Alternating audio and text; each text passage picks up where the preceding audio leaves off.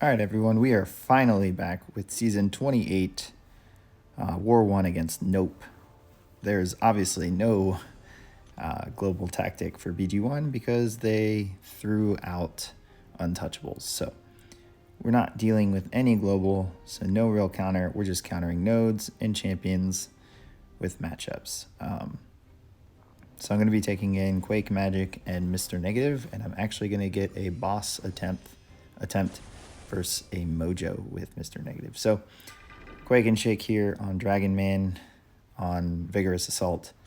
Nothing to worry about here. The concussion at the start actually prevents the arc overload. And then once you get rid of that, you can parry the second hit to remove the power gain. And then hopefully that recharge timer and the concussion line up to where it's gone. And you can see that worked at the beginning of this video. So once that's gone, it's just Quake and Shake. Quake hasn't, in my gameplay, hasn't really been affected by the parry and dex bugs. At least not that I've noticed.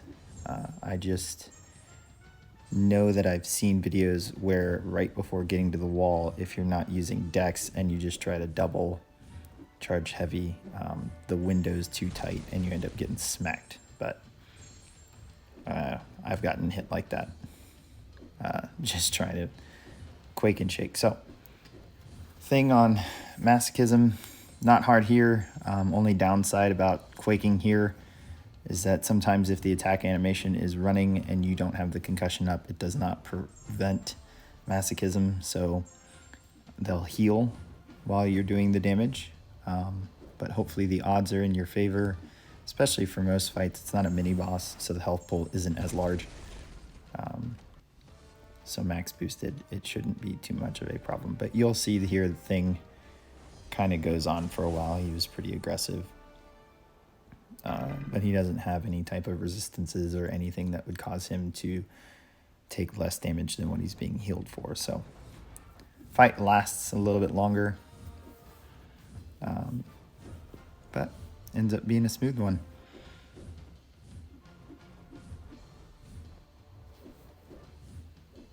And down he goes. And then the last Quake fight on this path, in Section 1, Path 1, is Corvus on Strike Counter. Now, I don't know if you guys have ever thought of this, but I overthought this fight and said, hey, don't get hit with a heavy, or I hope he doesn't trigger heavy, which he does there, because you might give him True Strike. And then in the middle of the fight, you're like, oh, wait, that's a synergy. So you don't have to worry about it. So we got hit with a heavy there. We can still Quake and Shake. We ignore it. Don't believe he heavies the rest of the fight. So if anything, it was just an item use moment, which is fine. We only did 1 hour boosts, so when they fall off, we can go ahead and heal back to full with minimal items.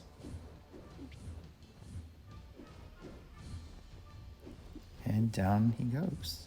Luckily he was unduped, so we didn't need to worry about knocking him down. All right, so moving on to a Mr. Negative fight that he just pretty much overpowers. And my Mr. Negative is 160 sig now, thanks to Summer of Pain, Sig Stones. So the immune from Nullify is going to do more damage. The dot damage from Dark Energy is going to do more damage. So this fight is going to be a little bit faster than what it normally is, but usual game plan, build some light energy, get just shy of 10, convert it, and you will see I'm doing a little more evade counter here. I'm just getting a feel for if he's going to have unfazed or not, so I know early whether I need to go through the SP1 to SP2 rotation instead. So far, so good. Now we're still building more light energy. Hopefully it lines up here with this SP2. We did bait him comboing into our block so that we could evade counter without getting hit with a special, and we drop that big SP2. Here comes backup recovery, power is reversed. He's just dying from dot damage. Going back to playing normal. We can parry heavy. I hesitate on this next one, and I end up eating a combo. And then, I don't know if this is the dex bug, but I swear I dodged this flying arm. And it hit me in the face instead. So it was almost a very clean finish, but I decided to waste some items. All right, so I have path 1 and section 2 as well. I'm going to reboost for 1 hour here, and in these boosts, I'm going to take both of the mini boss I have, Mangog, on the AoE node, Aspect of Evolution, with magic, and then the boss, Mojo, with Mr. Negative. So first, this Red Goblin on Vigor. I'm going to use Mr. Negative here. It's not going to be a clean fight. It is going to be an easy fight. And you're going to see I utilize a SP1 spacing that you can do against a lot of champions. But playing Mr. Negative here, we're going to feel out if there's a unfazed, and there isn't, at least to my knowledge, for the first evade counter. I'm going to do just like we did against Manthing and build that dark energy to land the SP2 to reverse all healing and just lay on the dot damage. So there it is, 10 plus the 2 petrifies and the 11. Now I did back up there and got intercepted. That's been happening to me a lot with the AI. You might see it all season. And then here, I realized too late that I shouldn't hit him. I should evade counter, and I ended up eating a special one. So again, just looking to use some item use through this war so that it's not perfect or pretty, but all in all, easy fight. Moving on to this next fight, Hulkbuster on Buffet. Nothing special here. We're just going to Quake and Shake. We're going to try and get that dexterity buff up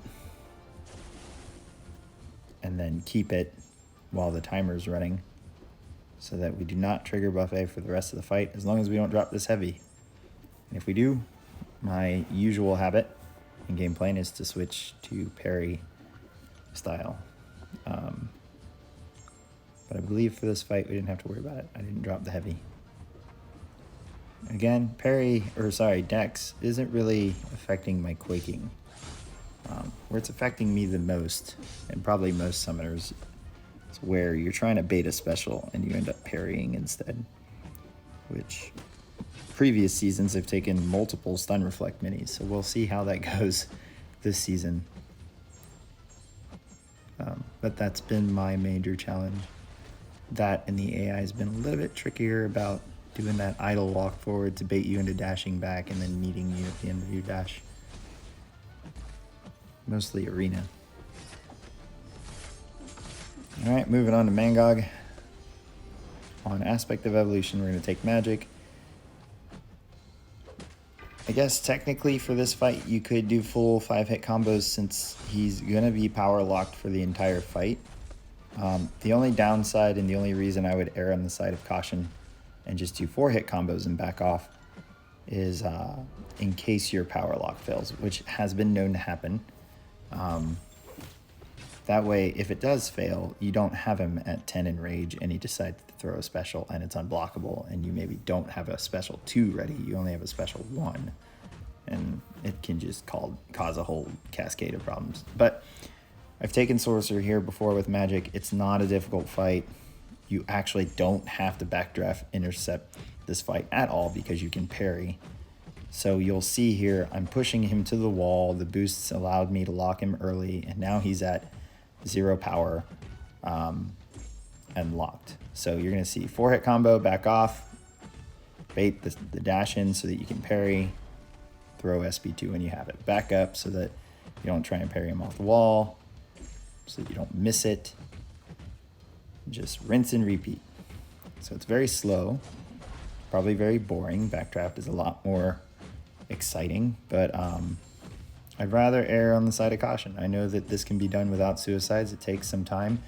Your only real issue here is if the power lock fails, but that's why we're not doing full 5-hit combos to up his enrage. And we're also max boosted, so even if the power lock doesn't work, we're gonna have some time where you can kind of turtle and build back to SP2 so that he doesn't throw a special. And the block damage isn't bad.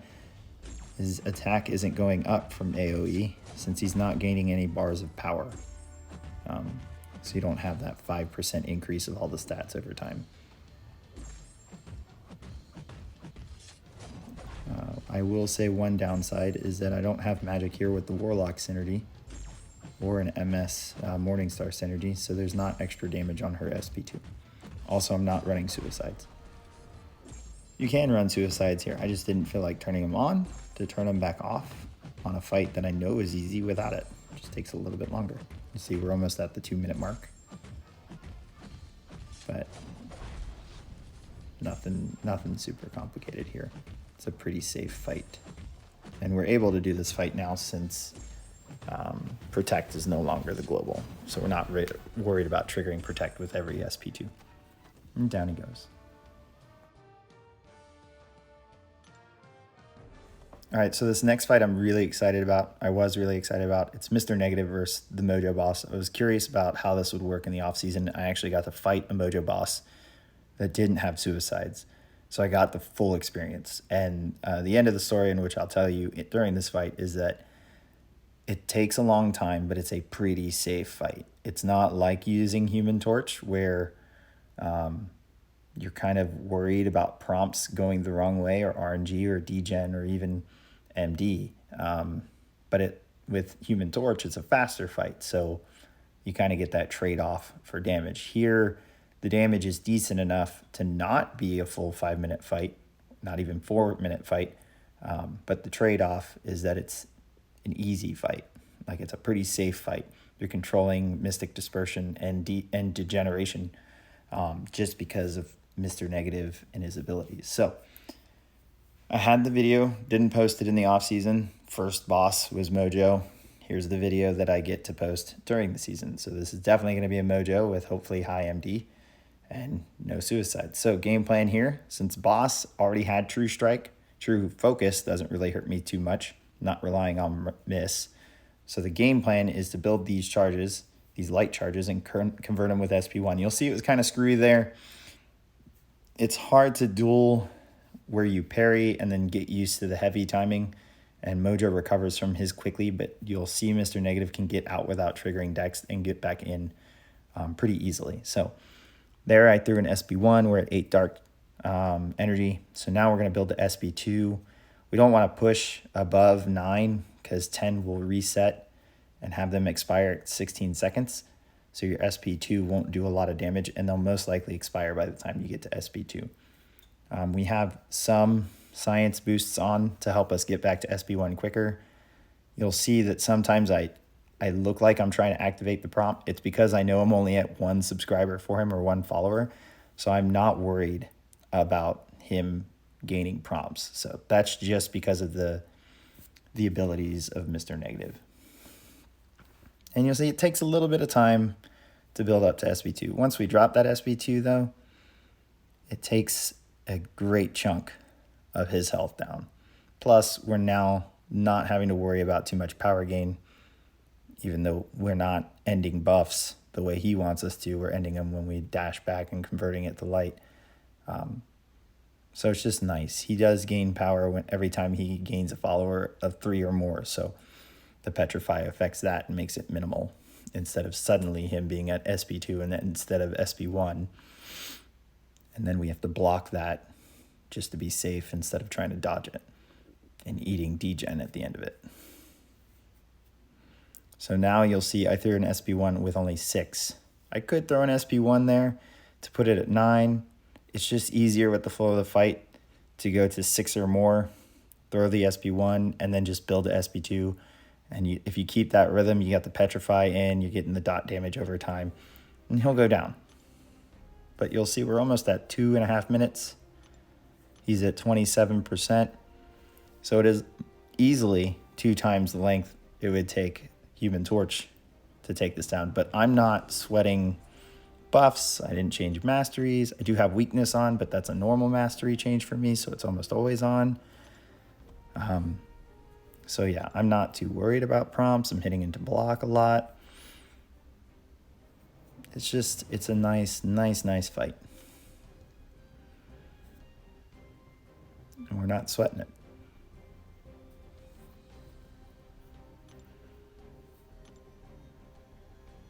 I believe this will be the last SP2 I drop. And again, it's only at 6 dark energy.